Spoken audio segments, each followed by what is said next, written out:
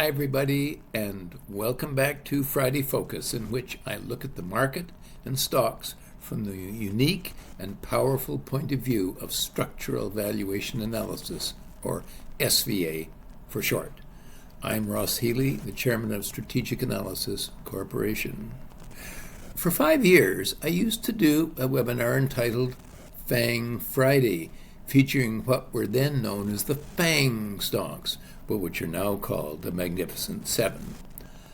I terminated that project this January as I felt that it had seen its best before days. However, it appears that there is still a lot of life in those shares, and I promised my viewers that I would revisit those stocks from time to time to keep you informed as to what is going on in this elite group. Today is particularly timely, as the Standard & Poor's 500 and the NASDAQ 100 indices are right up hard against their 25-year valuation extremes. And I, for one, am extremely curious to see whether a breakout to a new high is possible.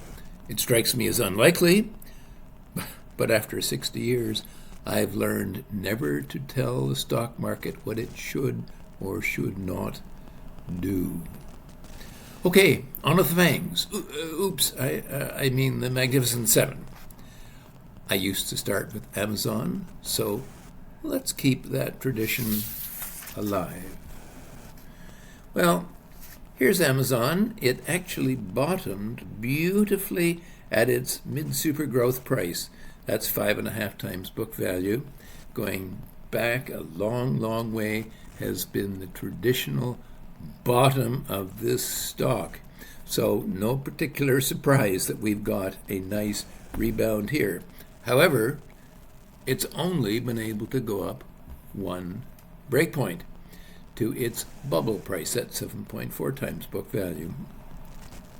And so far, it has been unable to go any further, despite, by the way, look at that down here, a little uptick in the fair market value of the stock. I shall be watching it carefully, but it strikes me as maybe a little late for this stock to break out. Moving along to Alphabet. Well, Alphabet, as you can see, has been peaking at its bubble price at 7.4 times book value.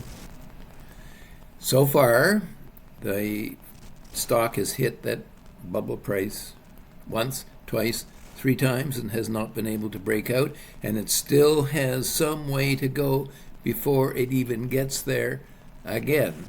So a breakout to new highs does not look to me to be particularly in the cards. Next, we look at Microsoft.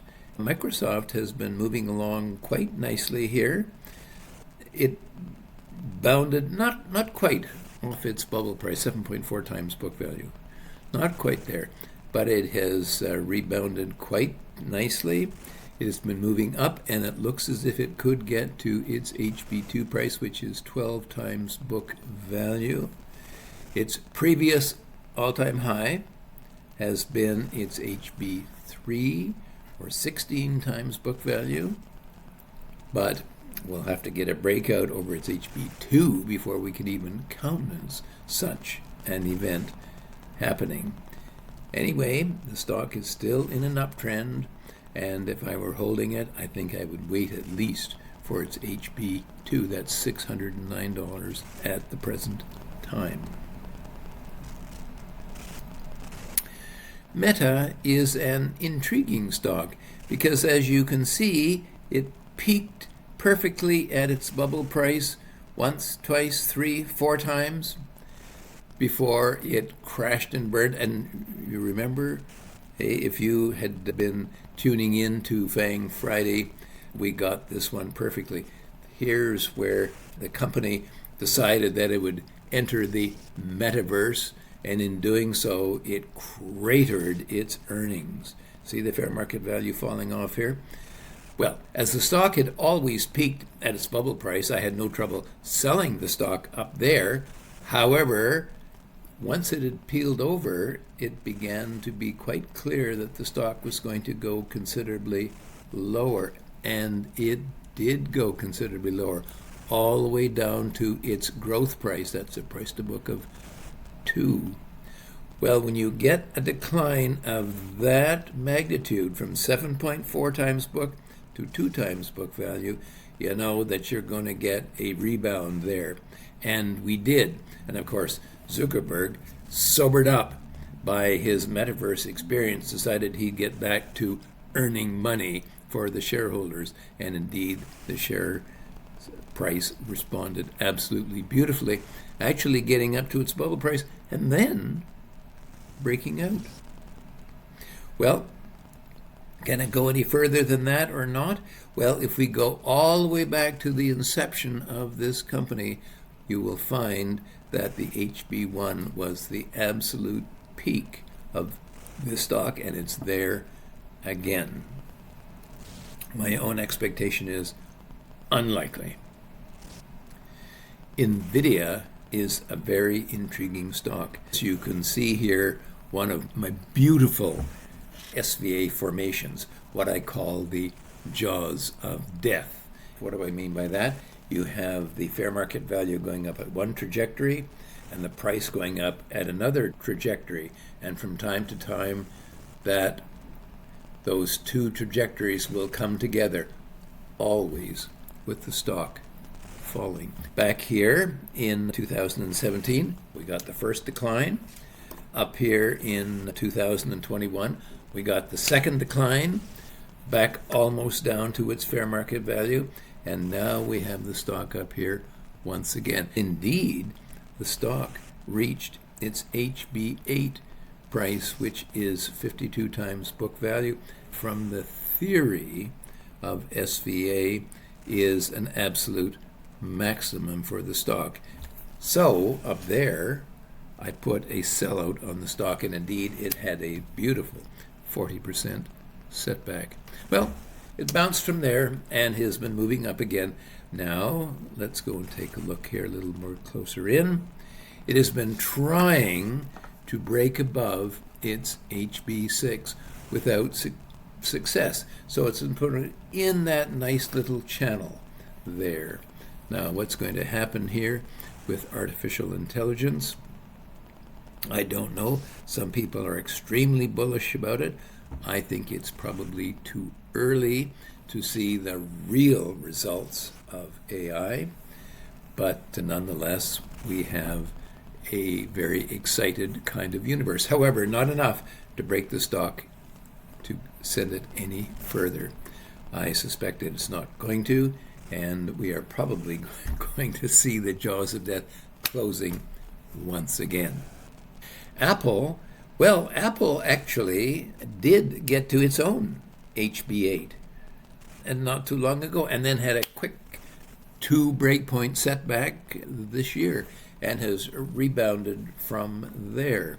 The stock has broken back out over its HB7, and it looks as if it might be trying for its HB8 again. The problem, as I see it with Apple, is that when I look at the fair market value, it isn't going anywhere. I look at the earnings, they're almost flat.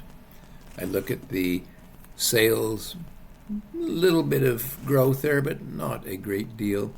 This looks like a stock that is highly overvalued. However, right now, it's broken out over its HB7. Let's take a look at that in detail. Look at just broken out there. So maybe we'll take another run at its HB8 peak.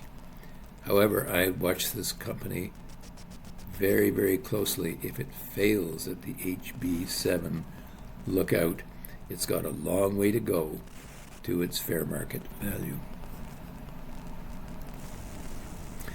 Now, Tesla had a marvelous run here. This is when Elon Musk decided to buy his way into the inner circle of Donald Trump. And was initially very successful. The stock had a spectacular run up to its HB4. However, Musk then, whatever prompted him to do so, decided to go his own way, and the stock has set back quite a bit. In fact, it's at 1, 2, 3 breakpoints before rallying up again. In the meantime, however, the intrinsic value has started to slide rather badly again, and the stock must hold at its HB2, which is 12 times book value. If not, I suspect that it will probably fall at least to its bubble price, which is 7.4 times book, and perhaps a good deal further. To get down to its fair market value potential level, it would have to fall some 87%. So I am cautious towards Tesla. Netflix was another stock that we had a lot of fun with in my Fang Friday series. Okay, the stock had been holding nicely at its HB3. It broke there, and when it did, I got a sellout on the stock. It failed to hold at its bubble price, and when it failed to hold there, then typically a stock will decline to its super growth price, and it did. It had hit there pretty close to dead precision. Well, that is typical for stocks that have been in their bubble zone, and then they enter into a bear market. They will typically bottom at the super growth price and then rebound, and they typically will rebound all the way back to their bubble price. So down here, we got a nice buyout on the stock, and it had a lovely rebound to its bubble price. Well, subsequent to that time, it actually has broken out, and it is broken out on a renewed sense of strength in its business and its earnings. So the stock has climbed all the way up to its HB4, which is 24 times book value, which was the previous peak. It'll be interesting to see what happens up here, but the stock has had quite a move. Anyway, I hope that you have enjoyed my review of the Magnificent Seven stocks. It's going to be very intriguing now to see what happens to them. They are uniformly very expensive and uniformly fairly risky. However, as I say, I never try to tell the market what to do, although I do sometimes read the tea leaves to see what it might be saying. Anyway, that's enough input for today. Next week, I'm on my holidays in Halliburton, but I'll be back in action on September the 5th. Until then, have a good 2 summer weeks, and I will see you on the 5th.